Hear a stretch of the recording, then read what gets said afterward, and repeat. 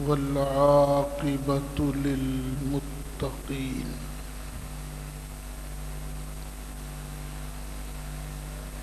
الصلاة والسلام على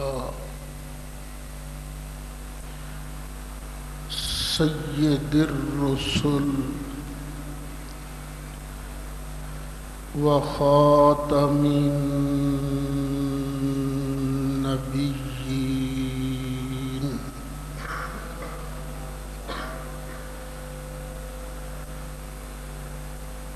وعلى آله وأصحابه أجمعين.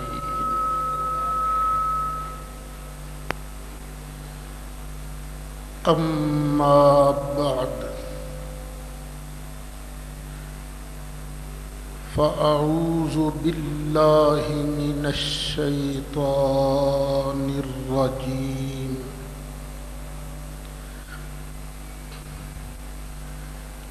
بسم الله الرحمن الرحيم.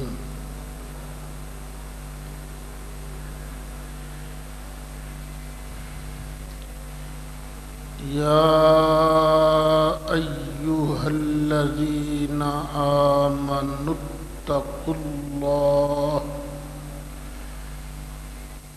وكونوا مع الصادقين.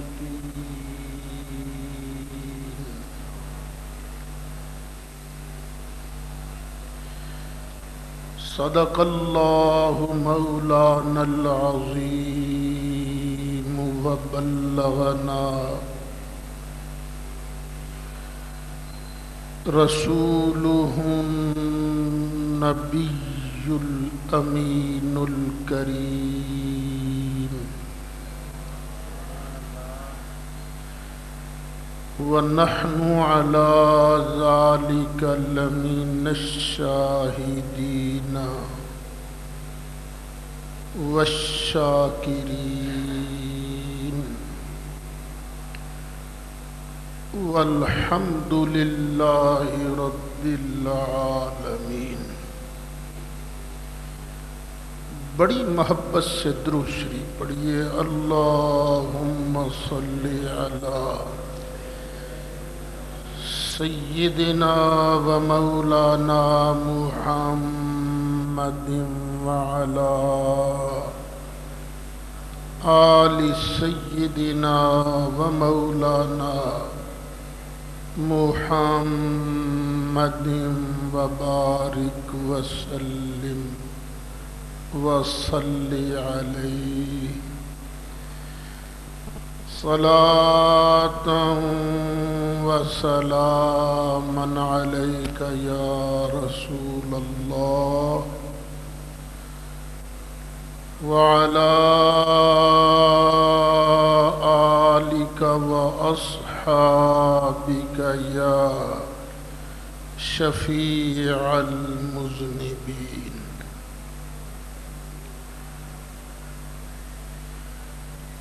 انتہائی قابل صد احترام بزرگ و دوستو،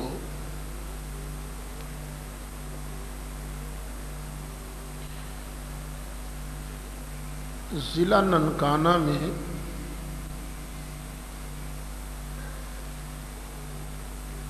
ایک گاؤں ہے، شاید اس کا نام نہل کھچیاں اس طرح کا کوئی نام ہے.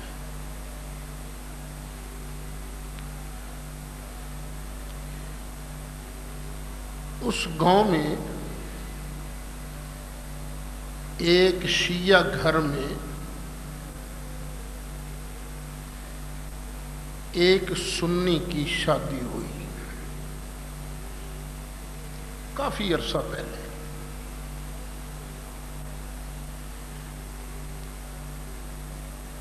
یہ سنی لڑکا جب بھی وہاں جاتا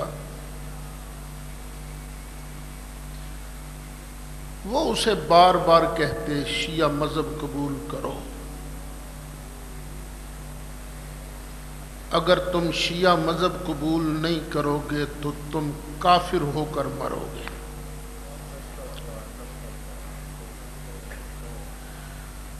بات بڑھتے بڑھتے مناظرہ تک آئی کہ ٹھیک ہے ہم آپس میں علماء کو بلا کر مناظرہ کروائیں گے۔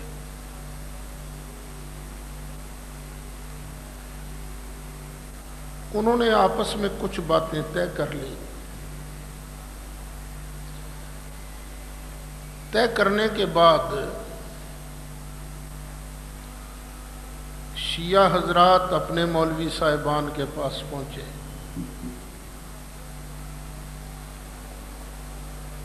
شیعہ مولوی صاحبان نے کہا 5 منٹ کی بات ہے، 5 منٹ میں ہم ثابت کر دیں گے کہ حضرت علی ہی نبی کریم علیہ السلام کے جانشین ہیں، ابو بکر جانشین نہیں تھے، انہوں نے ظلم سے قبضہ کیا تھا، اس طرح کی باتیں۔ 5 منٹ کی بات ہے۔ جو سنی لڑکے تھے وہ میرے پاس آ گئے، یہ آج سے 2 مہینے پہلے کی بات ہے۔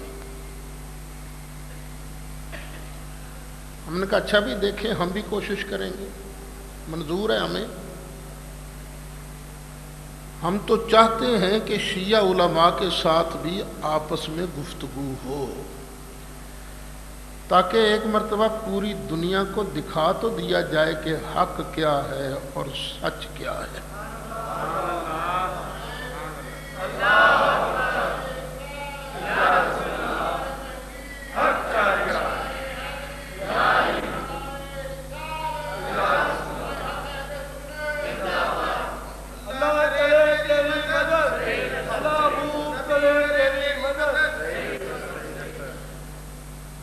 تاریخ طے ہوئی 10 مئی کی، جو کل گزشتہ ہے۔ مقام طے ہوا ننکانہ سے بچے کی روڈ پر، بر لبے سڑک ہی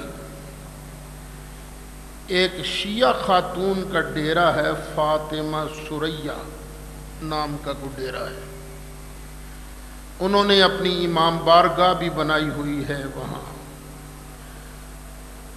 وہ کہنے لگے جی یہاں مناظرہ ہوگا۔ میں نے کہا ٹھیک ہے، ہم آنے کو تیار ہیں۔ اپنے گھر میں تو ہر کوئی شیر ہوتا ہے نا، مزہ تو تب ہے کہ اگلے کے گھر میں جا کر بندہ حق اور سچ کی بات کرے۔ ہم سے وعدہ لیا گیا تھا کہ آپ نے اس جگہ کو اوپن نہیں کرنا، اور آپ جانتے ہیں میں نے آپ کو بھی نہیں بتایا، اپنے طلبہ کو نہیں بتایا، اپنے دفتر کے ساتھیوں کو نہیں بتایا، میں نے اپنے گھر والوں کو نہیں بتایا۔ بس بھی ایک جگہ ہے، وعدہ کیا ہے ہم نے۔ تاریخ تو بتائی تھی دوستوں کو، اس تاریخ کو مناظرہ۔ بڑے دوستوں نے پوچھا جی ہم نے بھی دیکھنا ہے۔ ہم نے کہا بھائی صرف 25 آدمی ہوں گے تو زیادہ تو جا نہیں سکیں گے، تو ہمیں بس وہ جگہ بتانے کی اجازت نہیں ہے۔ مناظرہ سے نا 3-4 دن پہلے کہ نہیں جی جگہ لیک ہو گئی ہے، اب یہاں مناظرہ نہیں ہوگا۔ تو ہمارے ساتھیوں نے کہا اچھا جگہ لیک ہو گئی ہے تو ہم آپ کو ایک جگہ بتا دیتے ہیں۔ تو کھرڑیاں والا سے آگے ایک جگہ ان کو بتائی گئی۔ انہوں نے کہا یہ تو بہت اچھی جگہ ہے، بالکل سیف ہے، یہاں تو بڑے آرام سے مناظرہ ہو سکتا ہے۔ انہوں نے جگہ کو قبول کر لیا۔ میں نے بھی اپنے دوستوں کو، علماء کو دعوت دی کہ آئیے مناظرہ ہے، آ جائیے آپ بھی۔ تو میرے بلانے پر حضرت مولانا محمد اشرف صاحب سیالوی وہ 1 رات پہلے تشریف لے آئے۔ راول پنڈی سے مولانا مفتی محمد حنیف قریشی وہ بھی 2 رات پہلے آ گئے۔ پنڈی سے اور بھی 2 ساتھی آ گئے۔ ایک ساتھی عاطف صاحب وہ بھی حنیف قریشی صاحب کے ساتھ آئے۔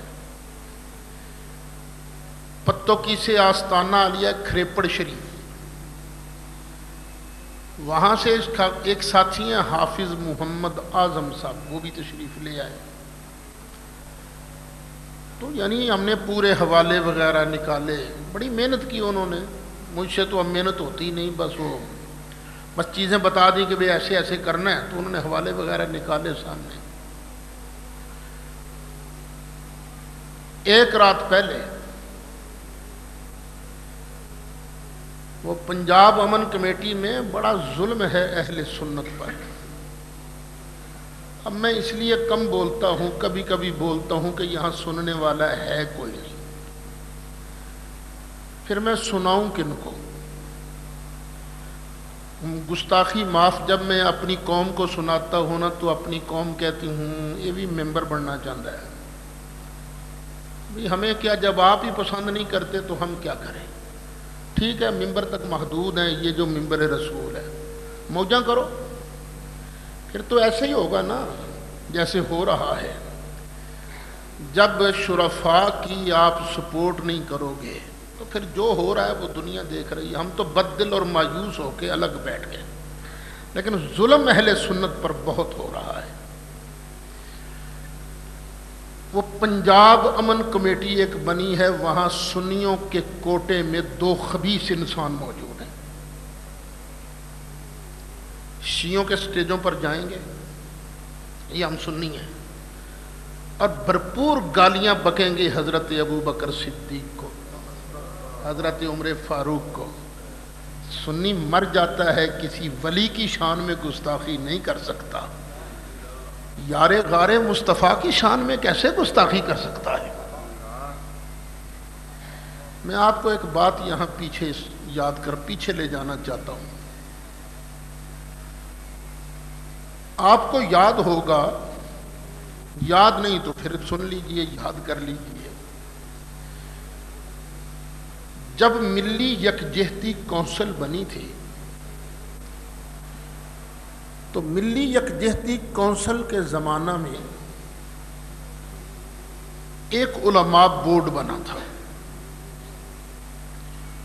علماء بورڈ کا کام یہ تھا کہ جو گند لکھا گیا ہے کتابوں کے اندر، اس گند کو نکالا جائے.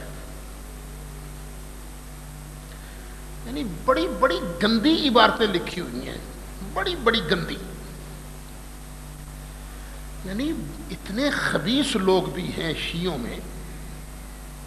یہ امروہے کے جو شیعے ہیں، اپنی جو لیٹرین ہے نا، بات، وہ جو سیٹ ہے جہاں بیٹھتے ہیں، ایک پر جہاں پاؤں رکھا جاتا ہے نا، ایک پر انہوں نے ابو بکر لکھا ہوتا ہے، دوسرے پر عمر لکھا ہوتا ہے. ننگی گالیاں بکتے ہیں صحابہ کو، ام المومنین سیدہ طیبہ طاہرہ حضرت عائشہ صدیقہ کو. تو یہ مطالبہ تھا کہ یہ گند نکلنا چاہیے. یہ سپاہی صحابہ کی طرف سے مطالبہ ہوتا تھا، مولانا ضیاء الرحمن فاروقی کی طرف سے. اور ہم کہتے تھے بالکل گند نکلنا چاہیے، لیکن صرف شیعوں کا نہیں. جس نے بھی گند لکھ دیا ہے اس سارے گند کو نکالنا ہے، خواہ ہم ہوں، خواہ دیوبندی ہوں، خواہ وہابی ہوں، خواہ شیعہ ہوں. گند سے جب تک عبارتیں پاک نہیں ہوں گی امن نہیں ہو سکتا. تو خیر میرے بار بار زور دینے پر طے ہو گیا کہ ٹھیک ہے جی، سارے گند نکالنے ہیں. علماء بورڈ بنا اور قائد محترم حضرت علامہ شاہ احمد نورانی صدیقی نے میرا نام تجویز کیا کہ چیئرمین اس بورڈ کا مولانا سعید اسد ہوں گے.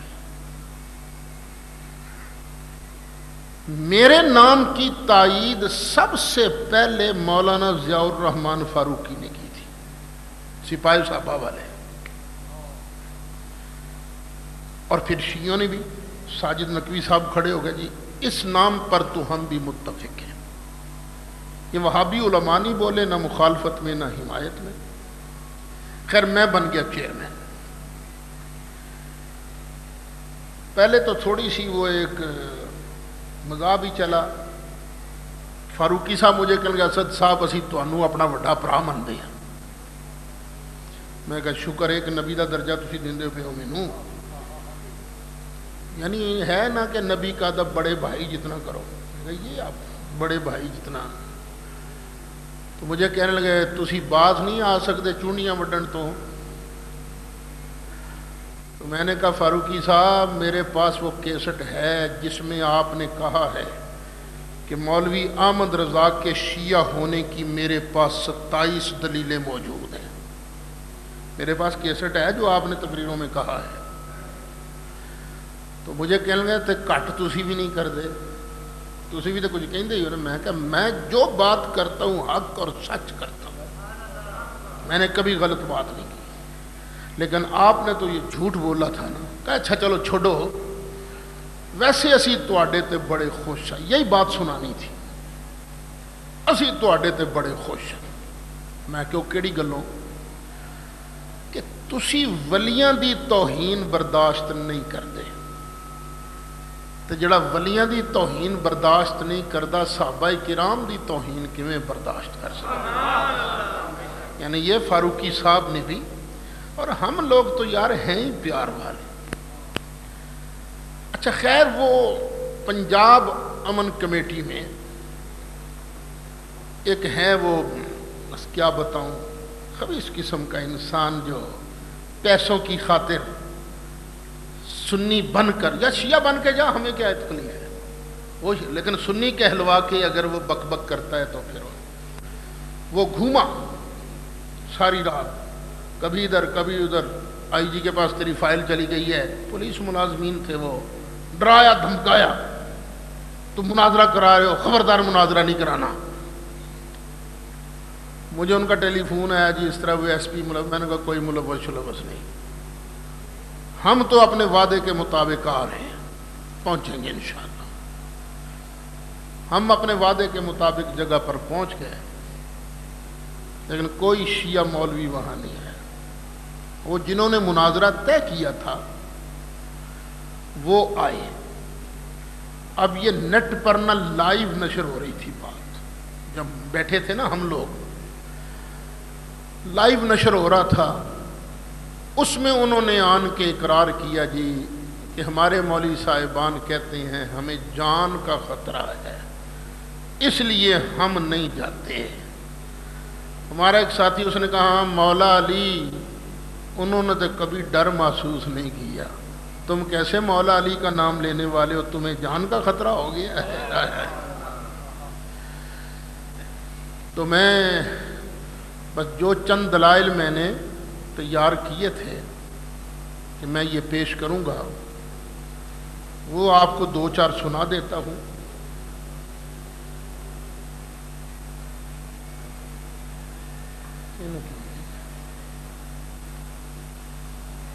اچھا چلیں دیکھتے ہیں بھی اس میں کیا ہے۔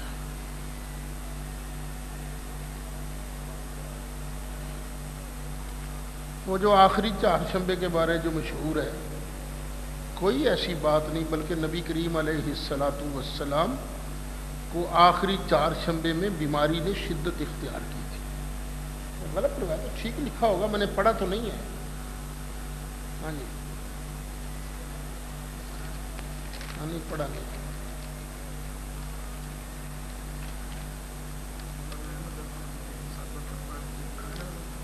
وہ تو ٹھیک لکھا ہے،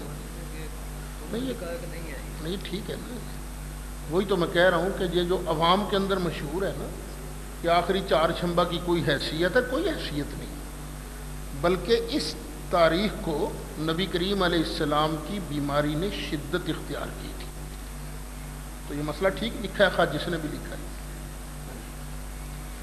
یہ تو نہیں کہ اگر وہابی کہے گا اللہ ایک ہے تو ہم نے کہنا نہیں اللہ ایک نہیں ہے، نہیں اللہ ایک ہی ہے، بات حق کی تائید کرنی ہے، غلط بات کی تائید نہیں کرنی۔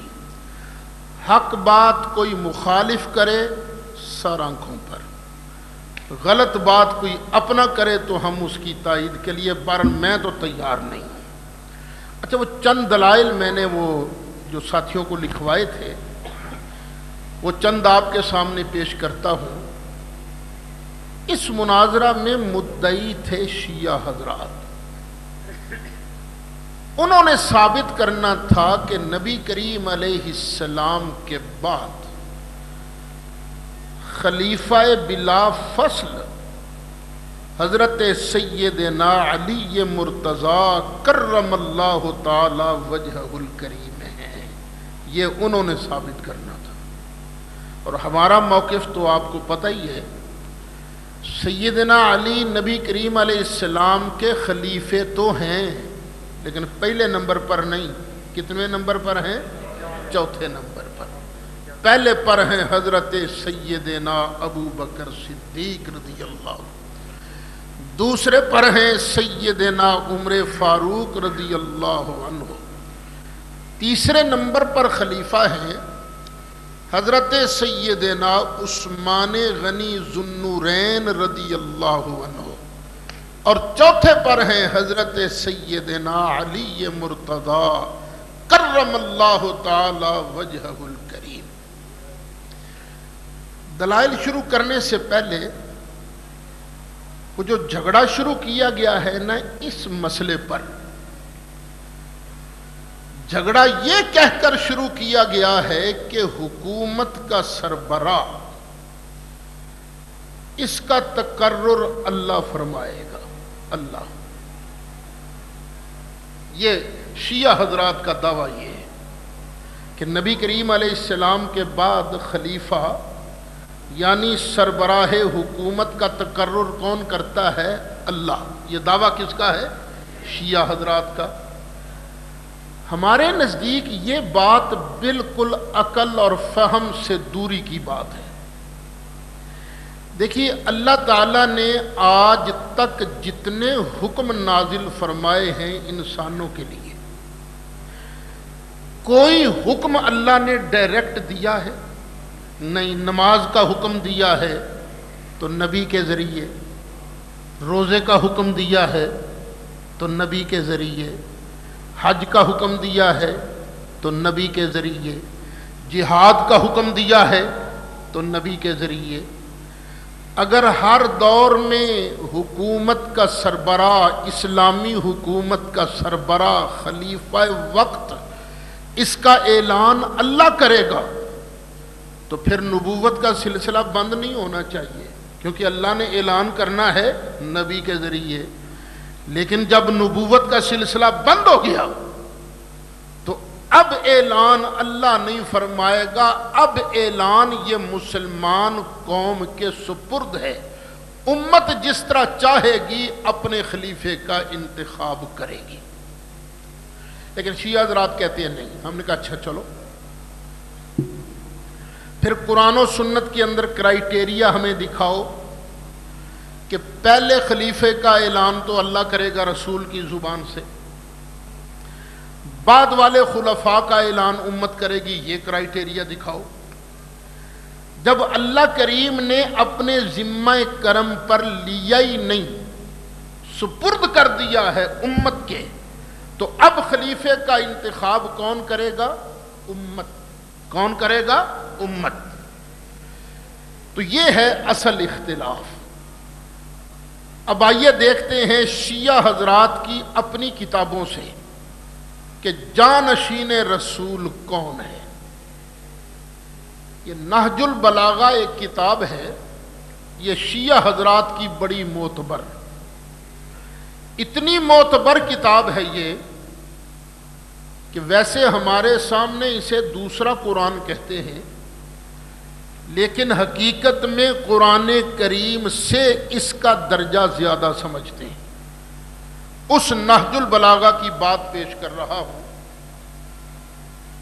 سیدنا علی مرتضیٰ نے ہر مشکل کی کنجی ہمیں بتا دی. ایک خطبے کے اندر آپ نے ارشاد فرمایا، سَيَهْلِكُ فِيَّ صِنْفَانِ، میری وجہ سے دو گروپوں کا بیڑا غرق ہوگا. یہ کون کہہ رہے ہیں؟ حضرت علی. محب مفرط، ایک گروپ وہ ہے جو مجھ سے محبت کرے گا اور محبت میں اپنی حد سے بڑھ جائے گا، مجھے میرے درجے سے بڑھائے گا۔ یذہب بہ الحب الی غیر الحق، وہ محبت میں آن کر حق سے دور ہو جائے گا، یعنی مجھے میرے درجے سے بڑھائے گا۔ وَمُبْغِضٌ مُفَرِّطٌ، اور ایک گروپ وہ ہے جو میں علی سے بغض رکھے گا، بغض کی وجہ سے میں علی کو میرے درجے سے گھٹائے گا۔ ایک گروپ جو مجھ کو میرے درجے سے بڑھائے گا، اور دوسرا وہ گروپ جو مجھ کو میرے درجے سے گھٹائے گا۔ یذہب بہ البغض الی غیر الحق، اور آگے فرمایا وخیر الناس فی حالا، میرے متعلق سب سے بہتر گروپ وہ ہوگا النمط الاوسط، درمیانی گروپ، درمیانی گروپ۔ کہ مولا علی کیا فرماتے ہیں؟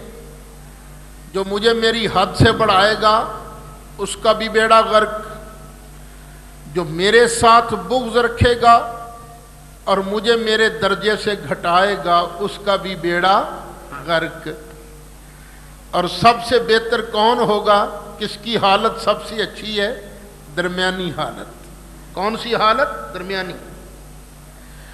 پھر آگے مولا علی ارشاد فرماتے ہیں فَالْزَمُوا السَّوَادَ الْأَعْظَمَ، فَالْزَمُوهُ وَالْزَمُوا السَّوَادَ الْأَعْظَمَ، درمیانی حالت کو اختیار کرنا۔ اور آگے تفسیر کر دی جو بڑا گروپ ہے اس کو اختیار کرنا۔ کس کو اختیار کرنا ہے؟ بڑے گروپ کو۔ یہ حضرت علی فرما رہے ہیں سواد اعظم کو اختیار کرنا۔ کیوں؟ فَإِنَّ يَدَ اللَّهِ عَلَى الْجَمَاعَةِ، اس لیے کہ یہ جو مسلمانوں کی جماعت ہے اس پر اللہ کا ہاتھ ہے۔ یعنی اللہ کے ہاتھ سے مراد کیا ہے؟ اللہ کی رحمت ہے ان لوگوں پر جو جماعت میں شامل رہتے ہیں۔ مسلمانوں کا جو بڑا گروپ ہے اس پر اللہ کی رحمت ہے۔ فَإِيَّاكُمْ وَالْفُرْقَةَ، دیکھو بڑے گروپ سے الگ ہونا، الگ نہ ہونا، اپنے آپ کو الگ ہونے سے بچانا بڑے گروپ سے۔ کیوں؟ فَإِنَّ الشَّاذَ مِنَ النَّاسِ لِلشَّيْطَانِ، اس لیے کہ جو بڑے گروپ سے پیچھے ہٹتا ہے نا، الگ ہوتا ہے، وہ شیطان کے قابو میں آ جاتا ہے۔ كَمَا أَنَّ الشَّاذَ لِلْغَنَمِ مِنَ الْغَنَمِ لِلذِّئْبِ، جس طرح کہ بکریوں کا بھیڑوں کا ہو نا ریوڑ، جو اس ریوڑ سے الگ ہو جاتی ہے وہ کس کے حصے میں آ جاتی ہے؟ بھیڑیے کے حصے میں۔ جس طرح ریوڑ سے الگ ہونے والی بھیڑ بکری بھیڑیے کے حصے میں آتی ہے، اسی طرح بڑی جماعت سے الگ ہونے والا بندہ شیطان کے حصے میں آتا ہے۔ آگے پھر مولا علی نے فرمایا الا، سن لو، من دعا الی ھذا الشعار، جو بڑے گروپ سے الگ ہو کر کسی طرح کے نعرے لگائے، نعرے لگا کر کسی الگ بات کی طرف دعوت دے وے، فقتلوا، اوے میرے ماننے والوں پھر اس کو قتل کر دو۔ بڑے گروپ کے ساتھ رہنے، کوئی نعرے مار مار کے اگر کسی اور طرف بلائے تو مولا علی کیا فرماتے؟ پھر اس کو مت چھوڑو، قتل کر دو۔ وَلَوْ كَانَ تَحْتَ عِمَامَتِي هَذِهِ، خواہ وہ میری پگڑی کیوں نہ پہنے ہوئے ہو، خواہ وہ میری پگڑی کے نیچے کیوں نہ ہو۔ یعنی مولا علی فرماتے ہیں خواہ جتنا بھی علی علی علی علی علی کرتا رہے نا، اگر بڑے گروپ کے ساتھ نہیں ہے تو اسے قتل کر دو۔ دوسرا معنی جو خود شیعہ مترجمین نے کیا ہے، مولا علی فرماتے ہیں وَلَوْ كَانَ تَحْتَ إِمَامَتِي هَذِهِ، خواہ میری اس پگڑی کے نیچے کیوں نہ ہو، یعنی میں علی بھی اگر بڑے گروپ سے الگ ہو جاؤں تو مجھے بھی مت چھوڑنا، رہنا تم نے بڑے گروہ کے ساتھ ہے۔ یہ مولا علی کا ارشاد ہے۔ اب سوال یہ ہے کہ نبی کریم علیہ السلام کے وصال مقدس کے بعد فوراً بعد بڑا گروہ کس کا تھا؟ کس کا تھا؟ بولو، ابو بکر صدیق کا۔ یعنی بڑے گروہ نے اپنا امام، اپنا خلیفہ کس کو بنایا تھا؟ ابو بکر صدیق کو، اور بیعت کرنے والوں میں خود مولا علی بھی شامل تھے۔ بالفرض اگر مولا علی نے بیعت نہ کی ہوتی اور مولا علی کا گروپ ہوتا چھوٹا 10 15 20 آدمیوں پر مشتمل اور ہزاروں صحابہ ہوتے ابو بکر صدیق کے ساتھ، تو مولا علی کے فرمان کے مطابق ہم نے کس کا ساتھ دینا تھا؟ ابو بکر صدیق کا ساتھ دینا تھا، کیونکہ مولا علی فرماتے ہیں فَالْزَمُ السَّوَادَ لازم، کوئی اور بات نہ سوچنا، ہمیشہ بڑے گروہ کے ساتھ رہنا۔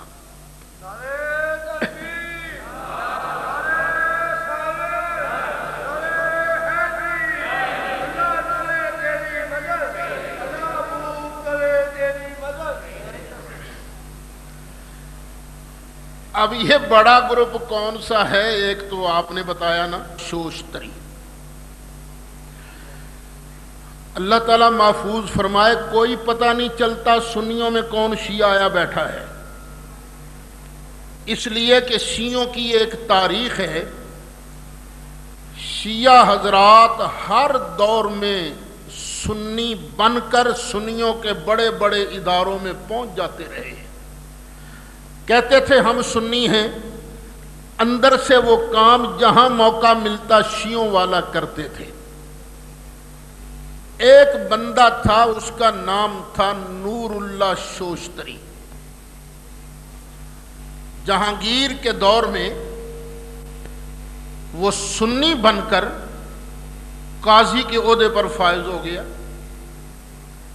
لیکن کام کرتا تھا شیعوں والے۔ اخیر خبر پہنچ گئی، جب اس کی خانہ تلاشی لی گئی تو اس نے اپنے ہاتھ سے کتابیں لکھی ہوئی تھیں، اپنے ہاتھ سے شیعوں کے حق میں، پھر وہ قتل ہوا۔ تو اس کو کہتے ہیں قاضی نور اللہ شوستری، شہید ثالث، تیسرا شہید۔ اس کی اپنی کتاب ہے جس کا نام ہے مجالس المومنین۔ اس کتاب کے اندر اس نے صاف لکھا ہے کہ فقیر گفت،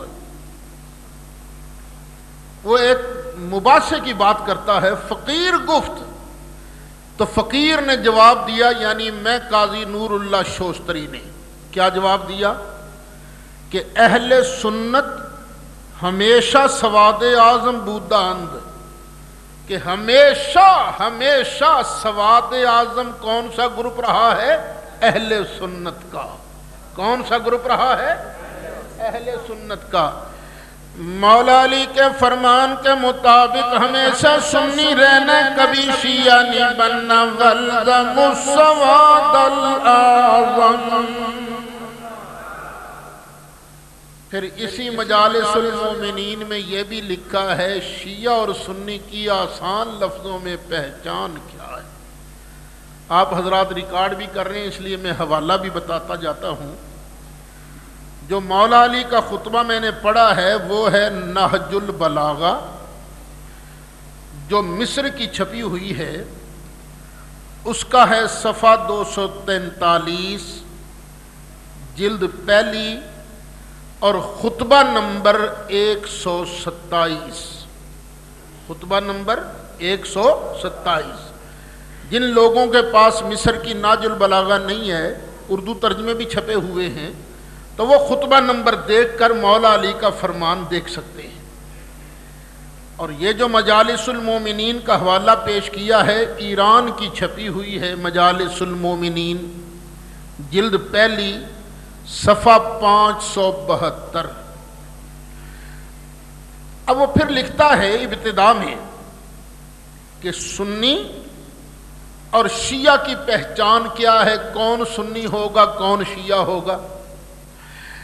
مجالس المومنین جلد پہلی صفحہ 10 پر صاف لکھا ہوا ہے، شیعہ وہ ہے جو نبی کریم علیہ السلام کا جانشین علی مرتضیٰ کو مانے، اور سنی وہ ہے جو نبی کریم علیہ السلام کا جانشین حضرت ابو بکر صدیق کو مانے۔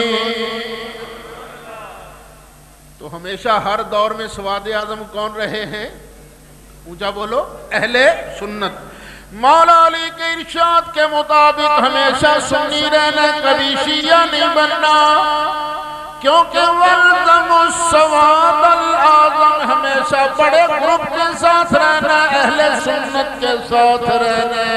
جو بھی سنیت سے ہٹ جائے گا سنی نہیں رہے گا۔ جس طرح الگ ہونے والی بھیڑ شیطان کے ہتھے چڑھ بھیڑیے کے ہتھے چڑھ جاتی ہے، اسی طرح بڑے گروپ سے الگ رہنے والا وہ بھی شیطان کے ہتھے چڑھ جایا کرتا ہے۔ تو دیکھ لو جو بھی سنیت سے الگ ہوا پھر شیطان کی ہتھے چڑھا ہے۔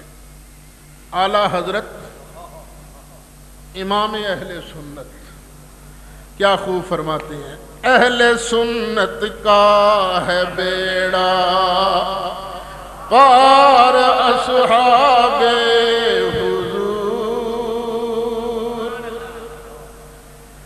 اہل سنت کا ہے بیڑا پار اصحاب حضور۔ اہل سنت کون ہیں؟ جو سرکار کا فرمان ہے نا، میرے صحابہ ہدایت کے تارے ہیں، ان کو ہدایت کا تارا مان کر ان سے ہدایت لیتے ہیں۔ اللہ بھی تو فرماتا ہے نا، فَإِنْ آمَنُوا بِمِثْلِ مَا آمَنْتُمْ بِهِ فَقَدْ اهْتَدَوْا۔ اے میرے محبوب کے صحابہ، جس طرح تم نے ایمان قبول کیا ہے نا، یہ یہودی بھی اگر اسی طرح کا ایمان قبول کریں تو جنت میں چلے جائیں گے۔ یعنی بچے گا وہ جو صحابہ کو ہدایت کا ستارہ مانے گا، اور اہل بیت کی محبت بھی ضروری ہے۔ تو اہل سنت کا ہے بیڑا پار اصحاب حضور، اہل سنت کا ہے بیڑا پار اصحاب رسول، نجم ہے اور ناؤ ہے عطرت رسول اللہ کی، نجم ہے اور ناؤ ہے عطرت رسول اللہ کی۔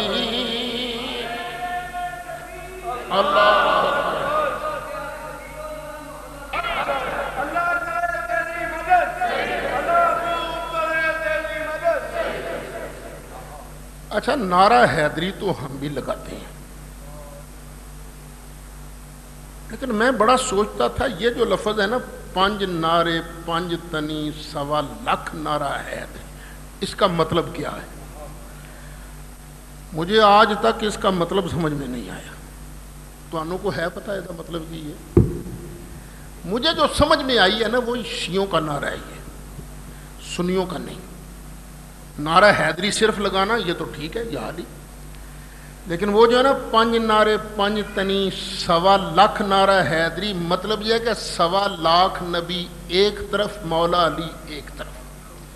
یہ تو شیعوں کا عقیدہ ہے نا، صرف نعرہ حیدری لا لیا کرو، اے لفظ نہ کیا کرو، ٹھیک ہے نا، کیونکہ مولا علی نبیوں تک تو نہیں پہنچتے نا۔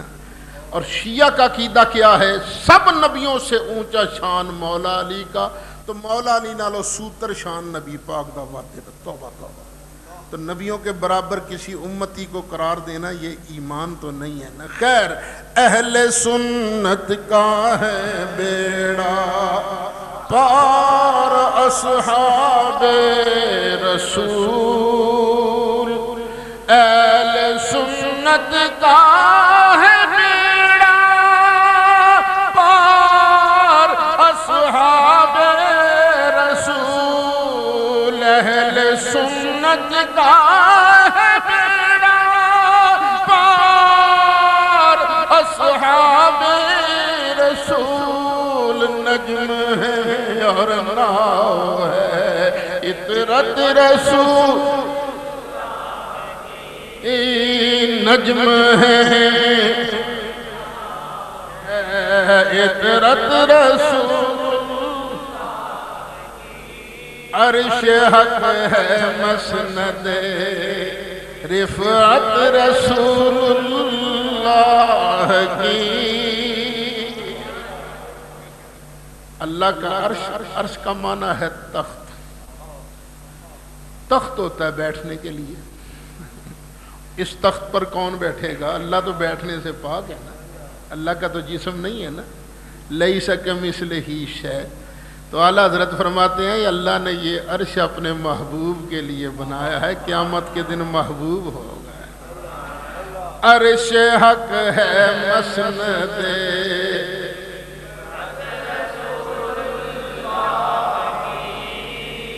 جب سرکار معراج پر گئے تھے نا تو اللہ نے عرش پر محبوب کو بٹھایا تھا۔ چل سونے، عرش حق ہے مسند،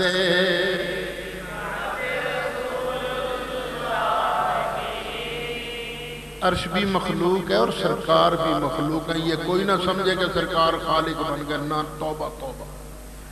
سرکار اللہ کی مخلوق ہیں، اللہ کے عبد ہیں، اللہ کے بندے ہیں، اللہ کی رحمتوں کے ہر ہر آن، ہر ہر گھڑی، ہر ہر پل میں محتاج ہیں۔ ہمارے لجپال ہیں لیکن اللہ کے محتاج ہیں۔ عرش حق ہے مسند رفعت رسول اللہ، عرش حق ہے مسند رفعت رسول اللہ کی، دیکھنی ہے حشر میں رسول اللہ کی، دیکھنی ہے حشر میں۔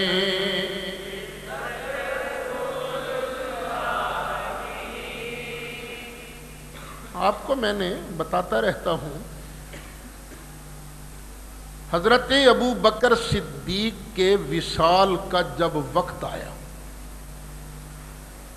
تو حضرت ابو بکر صدیق نے ایک خط میں نام لکھوایا اپنے جانشین کا، اور صحابہ کرام کو بلا کر فرمایا کہ میں نے اپنے جانشین کا نام اس میں لکھ دیا ہے، تم بیعت کرو۔ تو حضرت علی نے کیا فرمایا تھا؟ فرمایا تھا امیر المومنین، اگر تو اس خط کے اندر عمر کا نام ہے پھر تو مانیں گے، اگر عمر کا نام نہیں ہے تو پھر نہیں ہم مانیں گے۔ تو نام کس کا تھا اس میں؟ حضرت عمر۔ اچھا، یعنی کہنے کا مطلب یہ تھا حضرت ابو بکر صدیق نے بنایا جانشین۔ کوئی جھگڑا پیدا ہوا؟ کوئی جھگڑا پیدا نہیں ہوا، سب نے مان لیا۔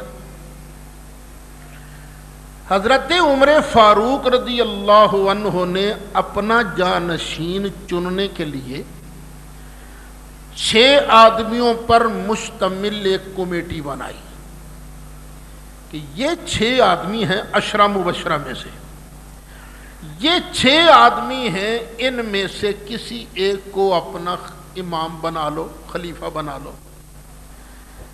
کیا کوئی جھگڑا پیدا ہوا؟ نہیں۔ حضرت ابو بکر نے جانشین بنایا، کوئی جھگڑا پیدا نہیں ہوا۔ حضرت عمر نے جانشین بنایا، کوئی جھگڑا پیدا نہیں ہوا۔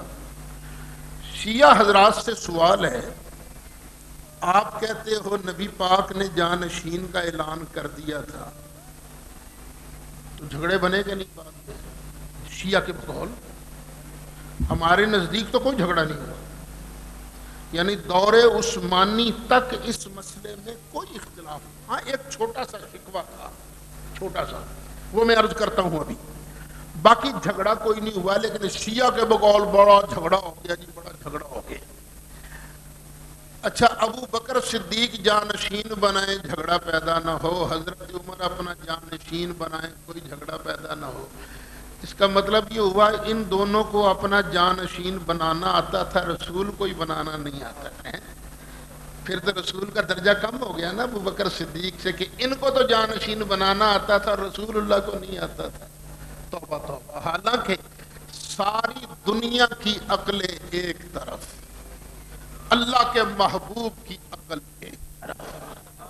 اللہ نے کوئی وصف بھی، کسی وصف میں بھی کسی کو مصطفیٰ سے آگے نہیں کیا. ہر وصف میں اللہ نے اپنے محبوب کو شان زیادہ عطا فرمائی. ہم تو روز رات دن یہی کہتے رہتے ہیں، سب سے ہمارا نبی سب سے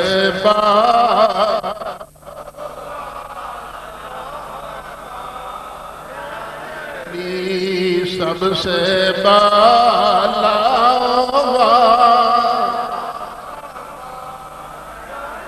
اور سارے اونچوں سمجھیے جسے سارے اونچوں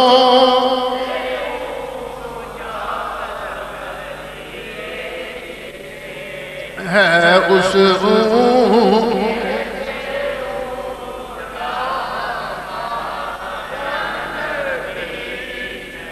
اس اونچے سے.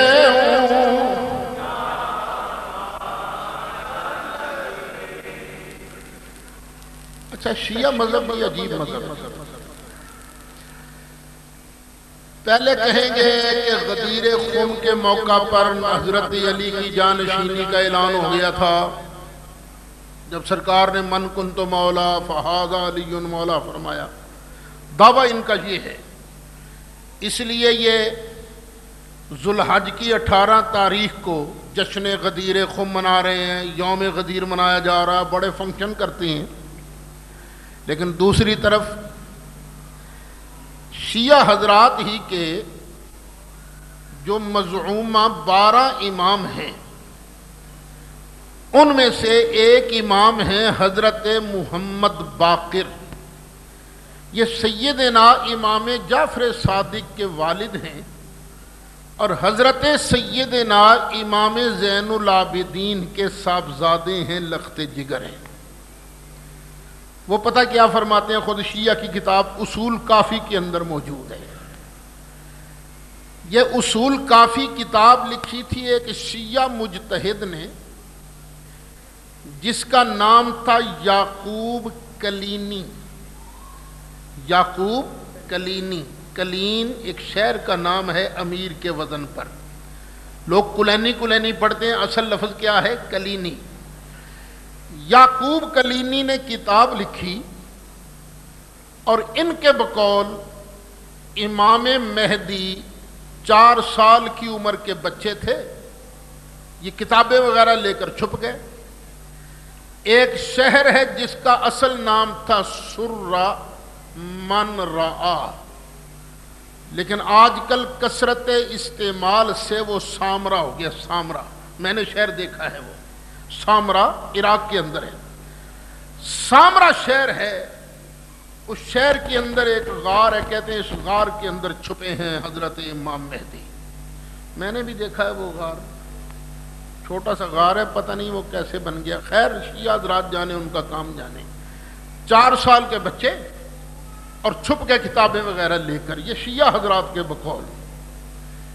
تو یعقوب کلینی نے جو ایک سفیر بن گیا تھا نا حضرت امام مہدی کا، اس کے ہاتھ کتاب لکھ کر بھیجی، جاؤ حضرت امام مہدی سے پوچھو یہ کیسی کتاب ہے. جب امام مہدی نے ان کے بقول اس کتاب کو پڑھا تو کہا ھذا کافن لشیعتنا، ہمارے شیعوں کے لیے یہ کتاب کافی ہے. تو اس وجہ سے اس کا نام پڑ گیا اصول کافی. اصول کافی کے اندر امام محمد باقر کا فرمان موجود ہے، ولایت اللہ اسرہا الی جبریل وجبریل علیہ السلام اسرہا الی محمد صلی اللہ علیہ وسلم ومحمد صلی اللہ علیہ وسلم اسرہا الی علی وعلی الی من شاء اللہ ثم انتم تذیعون ذالک۔ مطلب کیا ہے؟ یہ جو مسئلہ امامت ہے نا، مسئلہ خلافت، امام محمد باقر فرماتے ہیں یہ صرف ایک راز تھا، اللہ نے کسی اور کو نہیں بتایا، اللہ تعالیٰ نے صرف حضرت جبریل کو بتایا۔ یہ تو کہتے ہیں نا نبی پاک نے اعلان کر دیا تھا مولا علی کی امامت کا، اور جبریل علیہ السلام نے یہ امامت والا راز صرف نبی کریم علیہ السلام کو بتایا۔ نبی کریم علیہ السلام نے یہ امامت و خلافت والا راز صرف مولا علی کو بتایا، اور مولا علی نے صرف ان کو بتایا جن کو اللہ نے چاہا۔ ان کا ایک محشی ہے، ان کا بہت بڑا مجتہد ہے، ملا باقر مجلسی، اپنی کتاب میرۃ العقول شرح فروع والوصول اس کے اندر لکھتا ائمہ علیہم السلام صرف مولا حسن مولا حسین کو مولا علی نے بتایا۔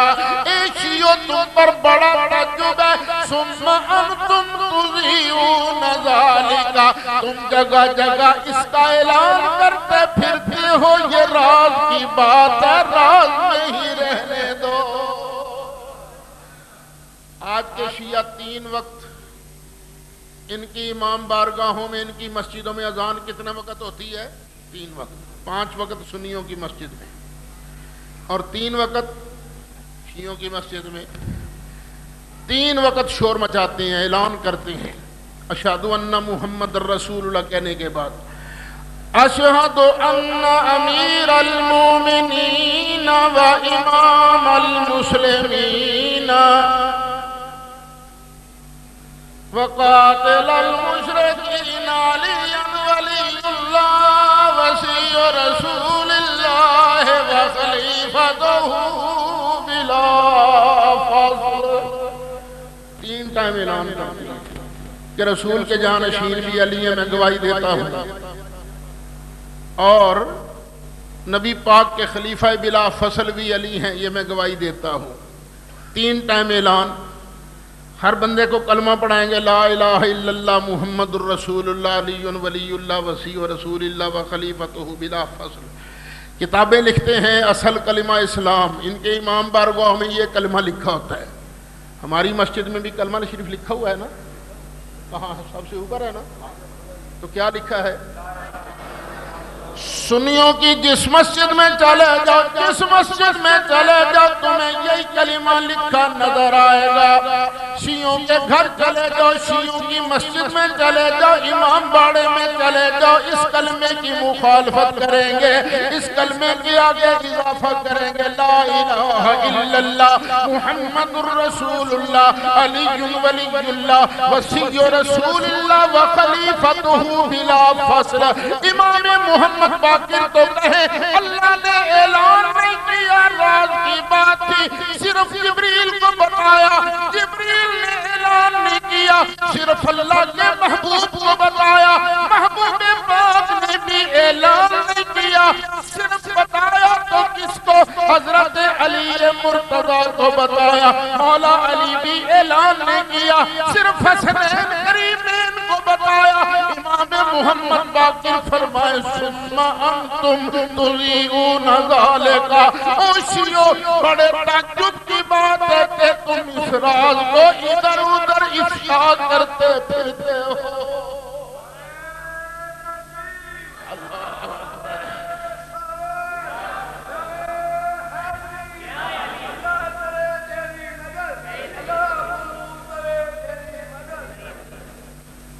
اچھا، جو اماموں کو ماننے والے ہیں، ہم تو کہتے ہیں نیک آدمی تھے یہ، بس اللہ والے تھے، یہ ائمہ کرام اللہ والے تھے، نیک آدمی تھے، قرآن و سنت کے عالم تھے، بہت بڑے علم کا دریا تھے، یعنی اتنے بڑے علامہ تھے کہ سیدنا امام اعظم ابو حنیفہ نے امام محمد باقر اور امام جعفر صادق کی شاگردی کی ہے، یعنی اتنے ان کے بھی استاد ہیں یہ۔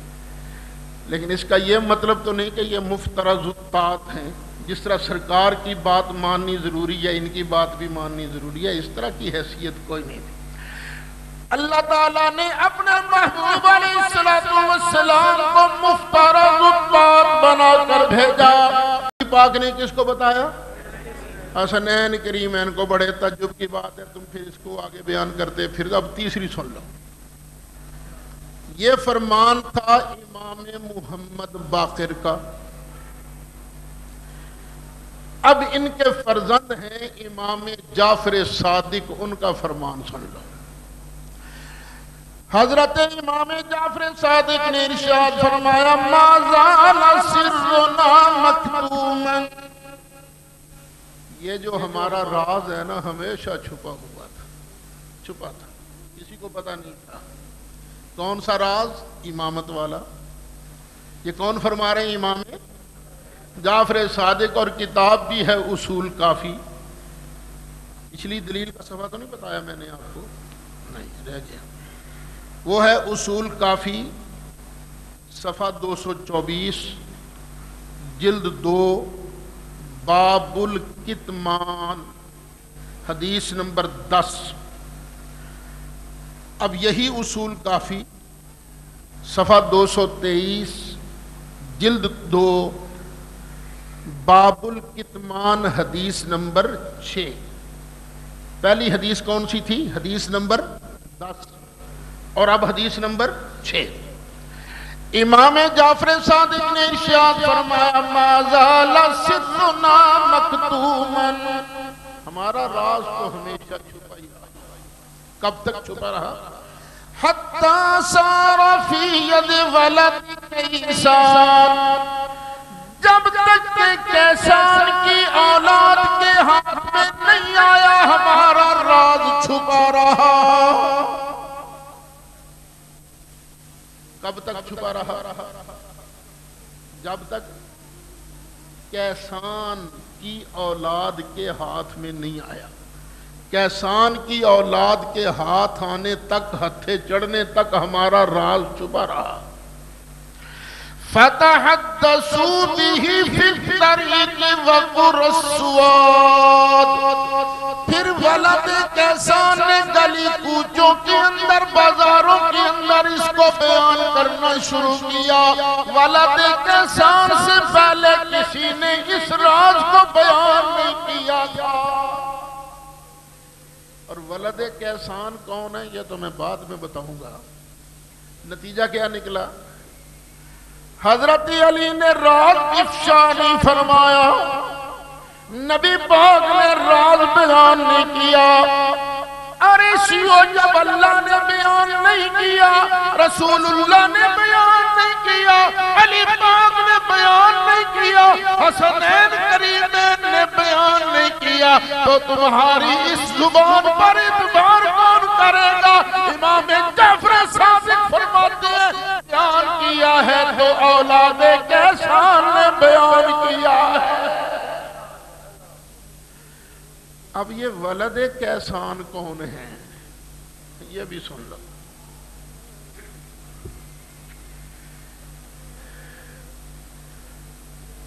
شیعوں نے جو اس کا ترجمہ کیا ہے، میں اپنی طرف سے ترجمہ کروں گا تو آپ لوگ کہو گے جی اتنی زیادتی نہیں کرنی چاہیے، اس لیے ترجمہ بھی کرتے ہیں شیعہ حضرات ہی کا۔ شیعوں کے ادیب اعظم مولانا سید ظفر حسین شاہ، یہ شیعوں کے ہمارے نہیں ہیں، وہ شیعہ ان کے ساتھ لکھتے ہیں ادیب اعظم مولانا سید ظفر حسین شاہ صاحب قبلہ، نام تو بڑے بڑے دیتے ہیں نا، وہ، انہوں نے اس کا ترجمہ کیا ہے۔ کہتے ہیں فرمایا ابو عبداللہ علیہ السلام نے کہ ہمارا معاملہ ہمیشہ پوشیدگی کے ساتھ رہا ہے، لیکن اہل مکر و فریب نے شیعیت کو لیا تو گلی کوچوں میں اور گاؤں گاؤں میں اعلان کر دیا۔ کس نے لیا؟ اہل مکر و فریب، اہل مکر و فراڈیوں نے جب مذہب شیعہ قبول کیا تو گلی کوچوں میں بازاروں میں اس کو بیان کرنا شروع کیا۔ یہ فراڈیوں کا عقیدہ ہے، اماموں کا عقیدہ نہیں ہے۔ ایک ترجمہ اور کیا ہے انہوں نے کہ وہ امام حسین کے قتل کا بدلہ لینے کے لیے ایک آدمی اٹھا تھا، نام یاد ہے؟ مختار ثقفی۔ کام تو اچھا شروع کیا تھا لیکن اس نے بعد میں نبوت کا اعلان کر دیا تھا۔ تو نبوت کا اعلان کرنے والوں میں ایک بندہ ہے مختار ثقفی۔ تو بعد نے کہا ہے ولد کیسان سے مراد مختار ثقفی کی اولاد ہے، یعنی مختار ثقفی کی اولاد سے پہلے کبھی کسی نے اس شیعت کا نام نہیں لیا، کسی نے اس مسئلہ امامت کو بیان نہیں کیا۔ ایک معنی فراڈیوں کے آنے سے پہلے جب سے فراڈیوں نے یہ عقیدہ اختیار کیا، انہوں نے سب سے پہلے مسئلہ امامت کو بیان کیا۔ تو میاں فراڈیوں کے مذہب سے بچو، سیدھا سیدھا حق کے مذہب میں آؤ اور یوں کہو نبی کریم علیہ السلام کے بعد پہلے خلیفہ ابو بکر صدیق بنے، دوسرے عمر فاروق بنے، تیسرے عثمان غنی بنے اور چوتھے مولا علی مرتضی بنے۔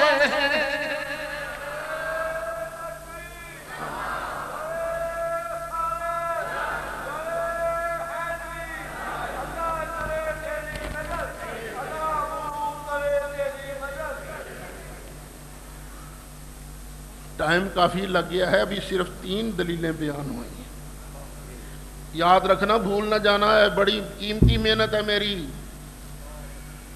میں نے بھی دیکھا پڑھا، اس عنوان پر جتنے مناظرے ہوئے ہیں نا، کسی نے اس ترتیب سے نہیں بیان کیا۔ یہ اللہ کی خاص مہربانی سے یہ ترتیب مرتب ہوئی ہے۔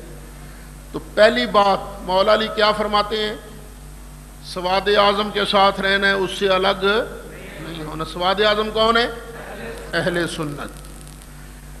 دوسری، امام محمد باقر فرماتے ہیں یہ ایک راز تھا امامت والا، اللہ نے کسی کو نہیں بتایا سوائے جبریل کے، جبریل نے کسی کو نہیں بتایا سوائے نبی پاک کے، نبی پاک نے کسی کو نہیں بتایا سوائے حضرت علی کے، اور حضرت علی نے سوائے حسنین کریمین کے اور کسی کو نہیں بتایا۔ تو یہ کہنا کہ نبی پاک نے اعلان کر دیا تھا یہ فراڈ ہے، جھوٹ ہے۔ مصطفیٰ کے جانشین صرف اور صرف حضرت ابو بکر صدیق ہیں۔ اور تیسری دلیل کیا ہے؟ امام جعفر صادق کیا فرماتے ہیں؟ ہمارا راز تو پوشیدہ رہا۔ کب افشا ہوا؟ جب ٹھگوں نے، فراڈیوں نے، اہل مکر و فریب نے شیعیت کو اختیار کیا۔ تو اس کا مطلب ہے فراڈیوں سے پہلے شیعیت کا نام کوئی نہیں جانتا تھا۔ کسی کی پارٹی میں ہونا اور بات ہے، شیعہ مذہب یہ الگ کب سے شروع ہوا؟ جب سے فراڈیوں نے اس کو لیا ہے۔ تو اللہ تعالی ہمیں اہل سنت میں رکھے، کیوں؟ اہل سنت کا ہی بیڑا پار ہوگا۔ اہل سنت کا ہے بیڑا پار اصحاب حضور، اہل سنت کا ہے بیڑا پار اصحاب حضور، اہل سنت کا ہے بیڑا پار اصحاب حضور، نجم ہے اور ناؤ ہے عطرت رسول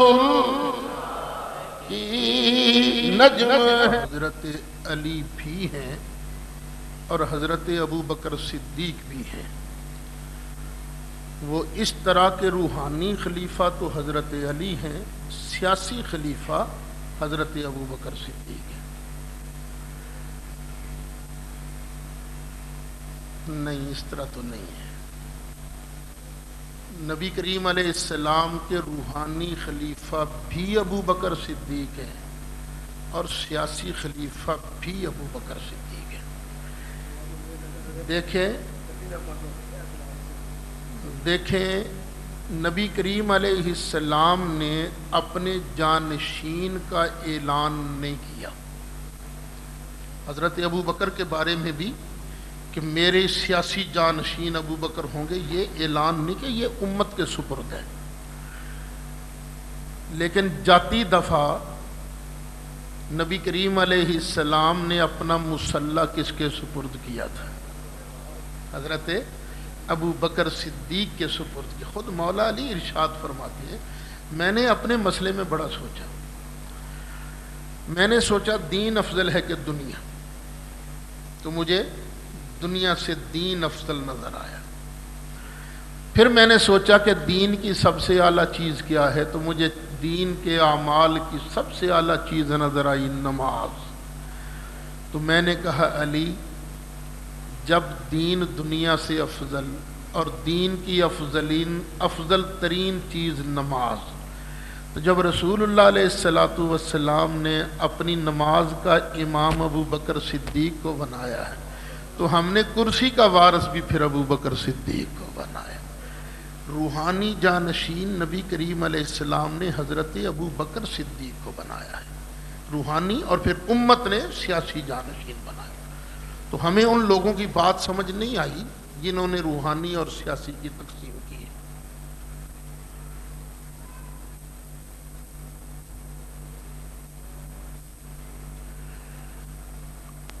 اللہ اللہ اللہ اللہ اللہ